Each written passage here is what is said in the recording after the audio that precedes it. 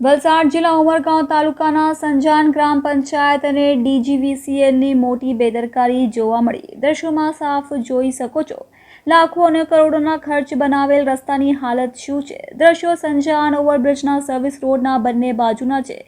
જાહેર જનતાને ચોમાસાની સિઝનમાં રસ્તાઓમાં તકલીફ ના પડે તે માટે સરકાર લાખો અને કરોડોના ખર્ચનારા અને રોડની ગ્રાન્ટ પાસ કરેલી છે।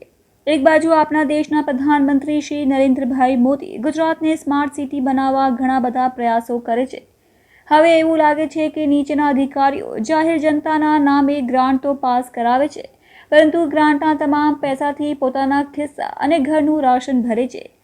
કેવું એટલે પડે છે કે દ્રશ્યો પર સાફ જોઈ શકો છો કે રસ્તા કેવી પડતી હાલતમાં છે। એક બાજુ વરસાદનું પાણી રોડ ઉપર તળાવના જેમ ભરેલ છે અને કઈ રીતે જાહેર જનતા પોતાનું વાહન તરાવતા લઈ પસાર થઈ છે, અને બીજી બાજુના રસ્તા ઉપર કંઈક કેટલાક ખાડા જોવા મળે છે અને દ્રશ્યોમાં સ્પષ્ટ રીતે દેખાય છે કે વરસાદનું પાણી લાઇટના થાંભલાઓને લાગે છે અને કેટલા વાયર પાણીમાં અડવાની તક પર છે। દ્રશ્યોમાં જોઈ શકો છો કઈ રીતે મીટરના નીચેના વાયર રોડને અડે છે। જો અગર વાયર કે તાર ચાલુ વીજ લાઇનમાં તૂટી અને પાણીમાં અડે તો ચાલવાવાળા લોકોને કરંટ જેવી દુર્ઘટનાના કારણે ભારે જીવનો જોખમ થવાની પૂરી શક્યતા છે।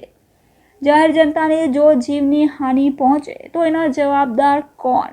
શું એની જવાબદારી સંજાન ગ્રામ પંચાયતના સરપંચ શ્રી લેશે કે પછી ડીજીવીસીએલના સાહેબ શ્રી લેશે? આ તમામ સરકારી કર્મચારીઓને પોતાના ખિસ્સા ભરવાથી મતલબ રાખે છે એવું દેખાય છે। વલસાડ જિલ્લા ચીફ બ્યુરો મયુર ગાયકવાડ સાથે કેમેરામેન રોનક ભરવાડ, TV9 ઇન્ડિયા।